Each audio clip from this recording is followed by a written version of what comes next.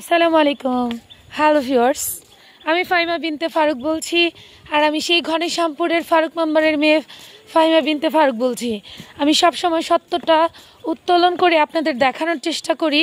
আমি চলে এসেছি গতকাল রাতে, যে দুইটা বাচ্চা মা পানিতে ফেলে, মা অভিযোগ করছে বাবার নামে, বাবা অভিযোগ করছে মায়ের নামে, যে ফেলে দিয়ে হত্যা করেছে সেই বাসায় যাওয়ার জন্য।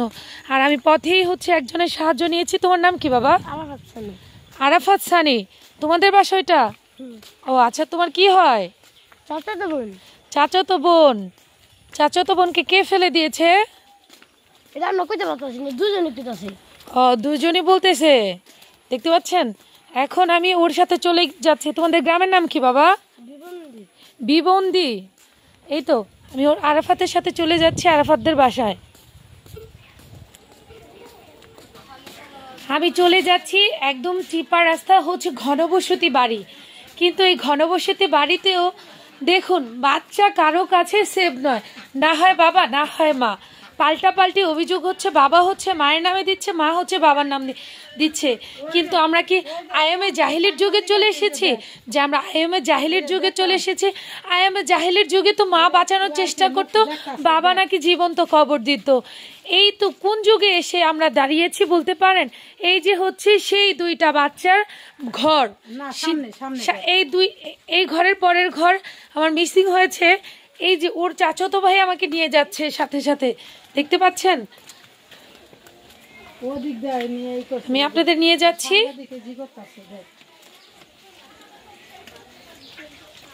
এই যে এইদিকে ওদের ঘর। বাবা ওর নাম কি? লামিয়া সামিয়া। আর লামিয়া আর সামিয়া। আর লামিয়া আর সামিয়ার জন্য কোথায় থেকে এই মৃত্যুটা অবাধারিত হয়ে দাঁড়িয়েছিল? লামিয়া সামিয়ার জন্য।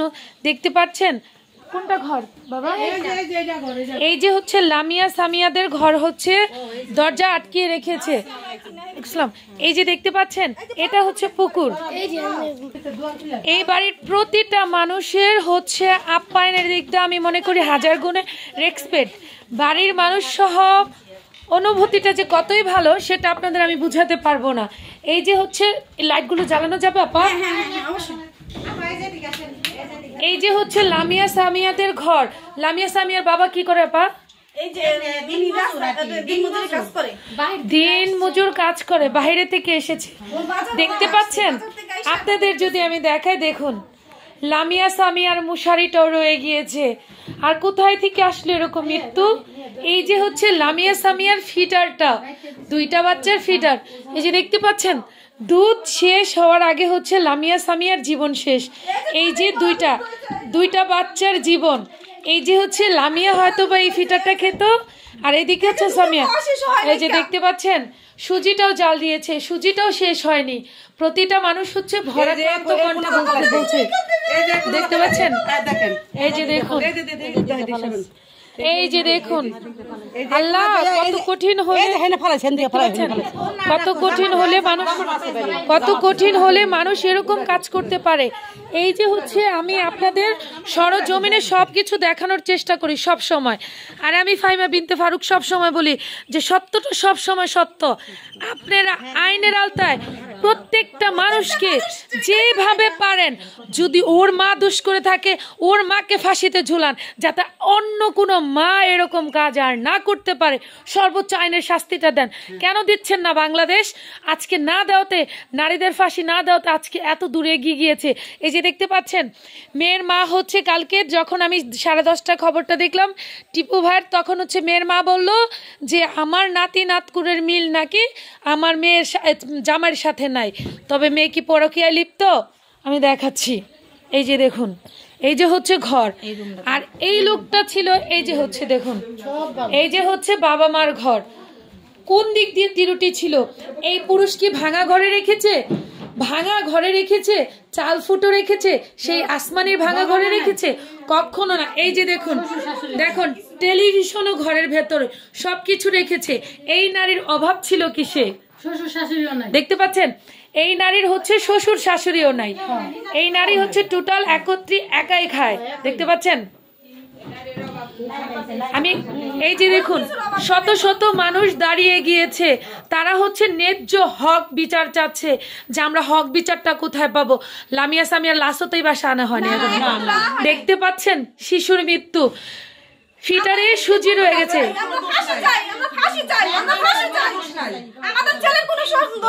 আপা আপনার দেবর কোথায় ছিল যখন এই বাচ্চা? লামিয়া সামিয়ার বাবা ছিল বাজারে। আমরা চাচ্ছি প্রযুক্তি যেহেতু আগানো, আমরা চাচ্ছি যেহেতু ডিজিটাল যুগ, আমরা চাচ্ছি এই প্রযুক্তি আগানো, আপনারা সিসি ক্যামেরা